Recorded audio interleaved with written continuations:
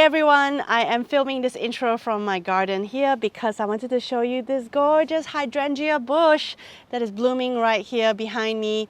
And in today's video, we are going to be painting this beautiful floral painting. I really love this one, so if you want to find out how to paint, keep watching the video.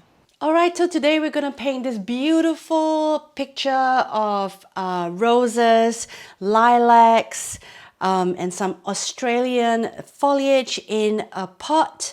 I have put the photo here on the screen, and this beautiful arrangement is created by my friend Amy, who lives here in the valley, and I'll link to her little floral business, her little floral arrangement business in the description box below.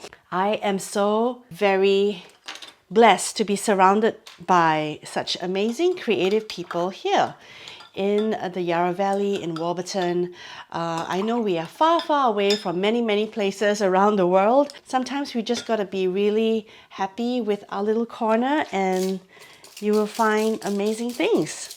So I am using my Medan watercolor paper, 100% cotton, 10% code in the description box, my usual paints, and for the brushes, I am feeling like a flat brush day. Today is going to be a flat brush. I've got my Princeton Heritage flat. This one has got the lovely transparent handle, and yeah. What I love about this reference photo is that it's got that gorgeous red rose. So I'm gonna start grabbing my alizarin crimson here, which I don't normally use a ton of. So I'm gonna stand by alizarin crimson, but also grabbing a bit of that Scarlet Lake, which is also a stunning red, almost orange. It's funny, like I would never be drawn to this color in real life. I would think it's a little bit, I don't know, tomatoey. But when it comes to florals, I don't know, it just makes so much sense. So I'm gonna kind of like play around with these two colors, maybe mix them out a little bit. And I'm gonna start with my first red rose here with super pigmented brush, you know, nice and thick, creating the first middle bits of this rose. Then I'm gonna wash off my brush, and then with just water touching that middle bit to pull out the external petals. And then just going back in, alternating between dark and light. So if you want to have a look at this specific photograph reference, it's a Patreon perk. You can always check out my Patreon page. I am so grateful to all my Patreons that support me here on my channel. Now I'm going to grab some sepia and I'm going to just drop that into that first rose too. And maybe a bit of Payne's Grey as well. So there's that dark, shadowy bits of the rose that I really want to strongly sort of like call out here. Okay, I'm gonna just paint the other rose, which is just above. And this one, just let it be kind of like soft. So just 4 strokes, sepia. It's more of a background kind of thing. Okay, so I really like to slowly build my my painting from starting from like the hero flowers, the flowers that really grab your attention, and then slowly work my way into the lighter flowers. So now I see those lilacs are begging to be painted. So grabbing my mineral violet or whatever purple you have. If you don't have purple, you can mix permanent rose with a bit of blue. And with a very light touch, I'm going to go in with my lilacs with the corner of this brush and just pull out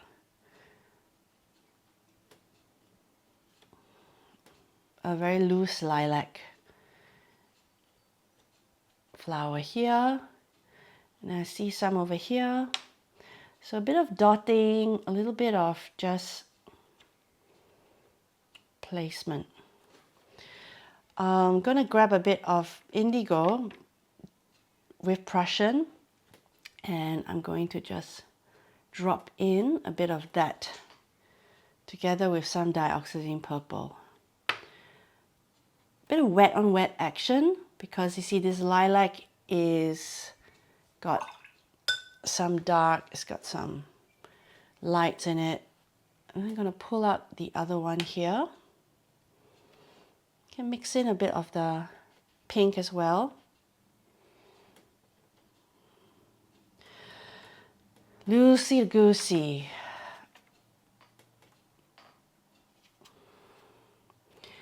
And then just playing around with the sepia as well. Okay, into the lilac. I've never really painted lilacs on my channel before.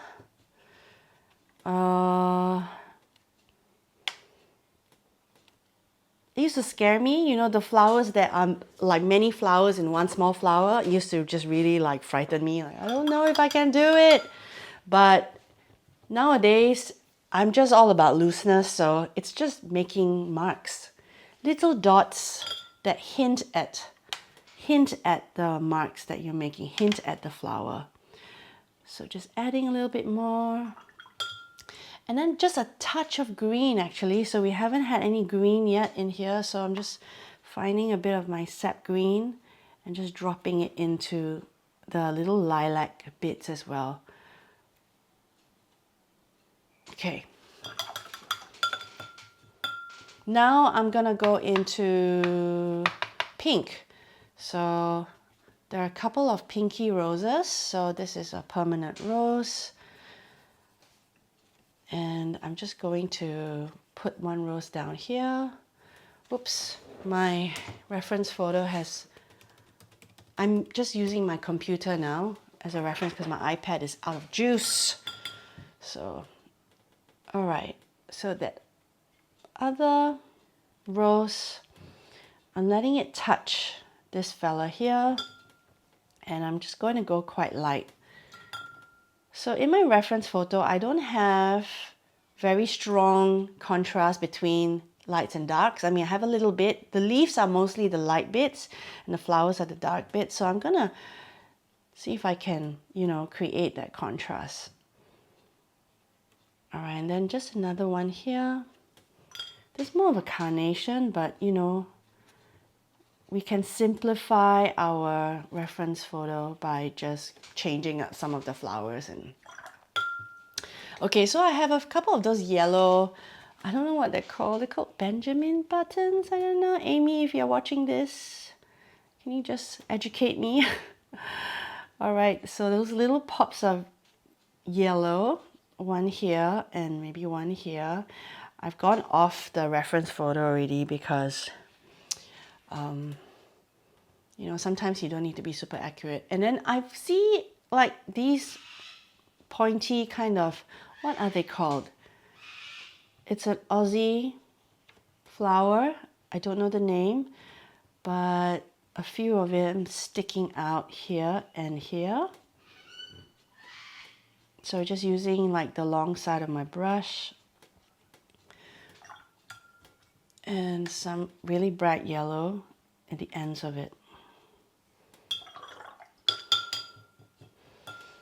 Okay, now I'm going to create those like pinkish red round, I don't know what they're called.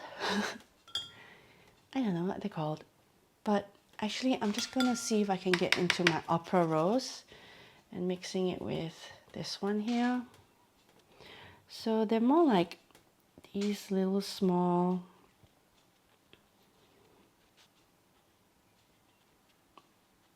it's quite a lot of them actually. And my version is gonna look nothing like that one because that one has like an outer white petal, but I'm just gonna do my own version. Okay, so now the leaves. I'm gonna swap brushes to a size 10 round now. And I'm gonna grab some Sap Green and whatever green that's on my palette here. And This is gonna be the most satisfying part, as always, just to pull out some greenery, foliage. So get some of that green going through the lilacs.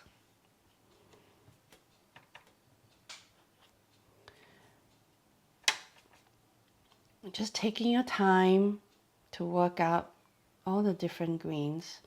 So I'm seeing this foliage here, which looks a little bit like, what do you call these? I don't know, they look a tad like, not rosemary, but not eucalyptus, but okay, I obviously need to educate myself on these leaves, but they're very like ghostly white, so they're actually light. So I'm gonna go even lighter. See if I can get really light. Meaning add tons of water and not much pigment.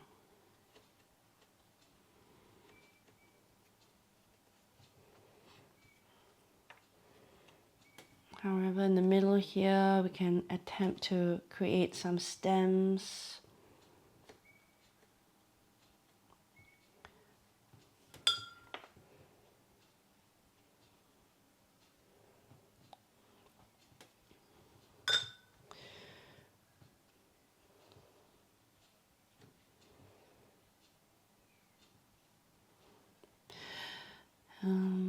Yeah.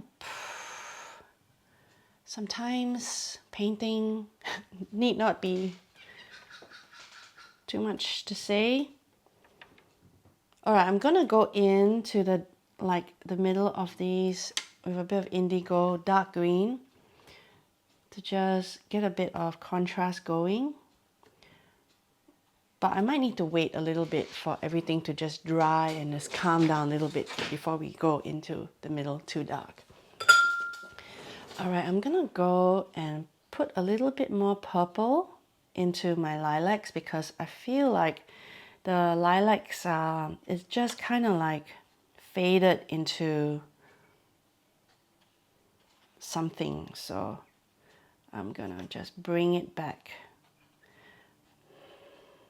Did you just think, bring it back, shake it back? Because I just did. Okay. All right. Okay, right now this is a really weird stage where everything looks a bit of a mess, but I don't mind it. This is just how, this is the process. Grabbing a little bit of that gold because I do see some green gold leaves. Well, actually they're not there, but I'm just gonna add that in.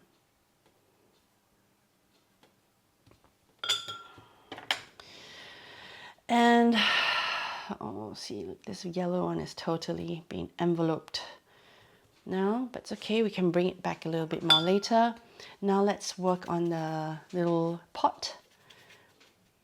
So if you're in the valley, please follow my friend Amy on Instagram firstly. She's got a gorgeous Instagram account and she's a beautiful small biz florist.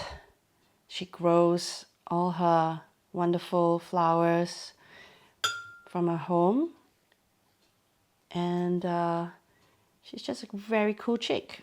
I actually really like her as a person. So, and if you're interested in ordering flowers, you're here in the Yarra Valley in Melbourne, do check her out, okay? She's got really amazing, beautiful, mostly native florals, Australian natives. All right, so this is the very simple pot. I'm just gonna intensify a little bit more, I made it a bit brown, sepia kind of thing. Burnt umber and sepia. And then I'm just gonna give it a surface, a table. Once you give your if flower a table, you can also give it a shadow. Okay, so just imagine a little shadow going on here. Payne's gray. Keep it loose.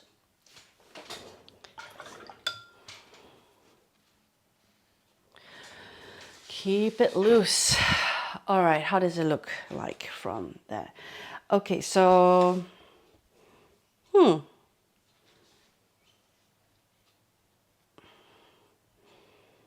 gonna leave this to dry and come back with a second layer, or you can just leave it at this. I actually really like it. It's got a very minimalistic kind of feel, but now I think I'll come back and give it just a tiny little bit of oomph right at the end.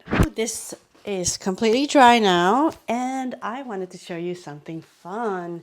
So I actually realized when looking outside my window that I have these beautiful lilacs as well. So this is, I guess, an Australian lilac because it's slightly different, but how stunning is this? And let's got another one here. I also haven't shared with anyone yet, but I have these gorgeous hydrangea flowers that are blooming like crazy outside my studio. They come in many different colors, and on very dry days they get a bit parched. Sorry, my dog is having a conversation with the other dog down the street. All right, so back to the painting. I actually really like what it looks like now. It's just got this very unfinished feeling to it. Almost tempted not to do too much, but this area needs a little bit of work. I find it just needs a bit more, you know, the depth to appear. So I'm grabbing my size 4 round silver black velvet, and I'm gonna go straight into some burnt umber sepia kind of situation because I want to get a dark value going, and I'm going to just use that. Okay, that's a bit too dark. To just put some dark marks on my lilac here, so almost like shadowy marks. Even underneath this rose. And my reference photo is greatly informing this stage now because this layering of watercolor is, I mean, the layering in the next stage is very much a just stage where you want to intensify the values. I keep saying that over and over again in many different ways, but it's worth saying. Okay, so I want to also do a bit of some detail in these flowers here. So just these little dark veins. If you look at the reference photo, these veins are actually white, but I'm not gonna do the white on the whitewash thing here because I don't know. I just want to keep it watercoloresque, and I'm gonna actually get some of this chili red, and I'm gonna sort of like place that around. Let me know what flower this is. Heather may grow is Amy's business, so sometimes I accidentally call her Heather. But Amy, if you know what flower this is, please let me know. All right, so I've done that. Okay, I'm gonna put a bit of darker middle to this flower here. So just grabbing a bit of that red with the sepia. And lightly create some shadowy lines. And then we want to do that for some of this here too. So this is our hero flower, but right now I don't know, it's just looking a little bit all over the place. Okay, so I'm just gonna see if I can bring everything back together somehow, but it's okay. All right, so a little bit of that up here too, this rose. Okay, that's all. And I want to bring this yellow little buttony yellow back to its previous intensity. Okay, that's nice.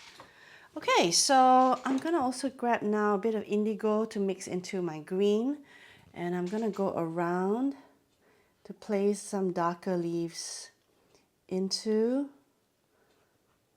my foliage. So these darker leaves will just form a bit of that shadow background feel.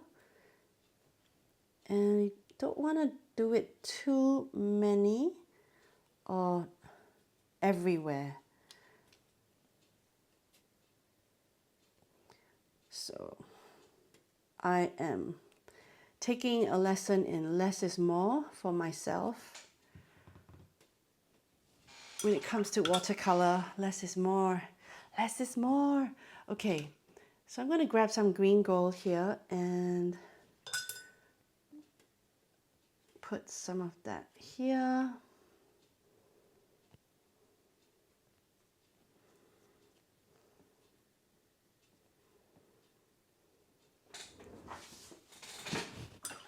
Pull yourself away.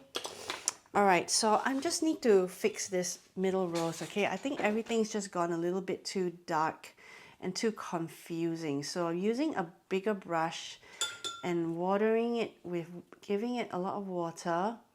And I'm going to just go over these two middle main flowers to just soften all the edges and to bring it back to a sort of like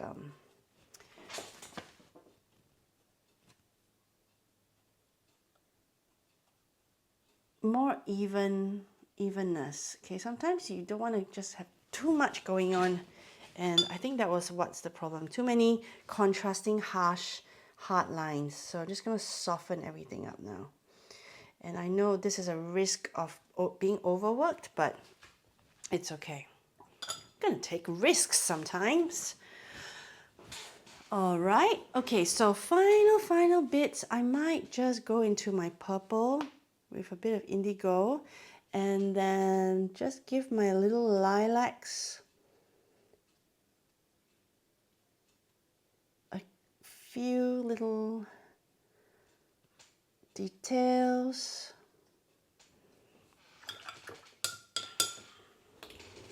Let's see.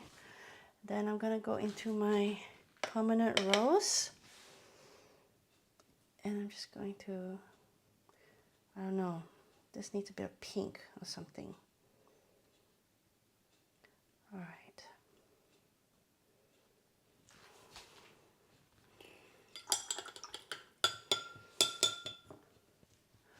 Okay, final touch. I'm going to get a bit of like orange. And I'm gonna just put a bit of, give this a little bit of a shadow. See how that works. And then just intensify this fella here a little bit. Okay, finally, I feel like it would be a bit unbalanced if I don't just give this pot a little bit more attention, some texture, and a bit of Payne's Grey.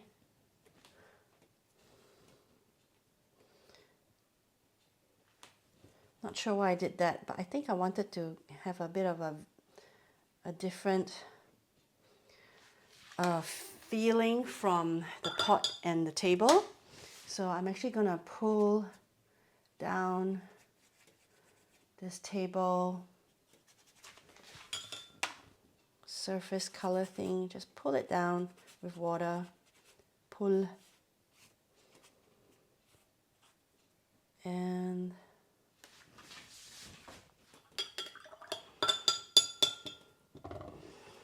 okay, so I don't know if I love it, but it's certainly a painting, and I'm gonna stop here and call it a day. And there you have it. Thank you so much for watching. Please subscribe to my channel. Please hit the like button and check out my Patreon. I'll see you in the next video. Bye.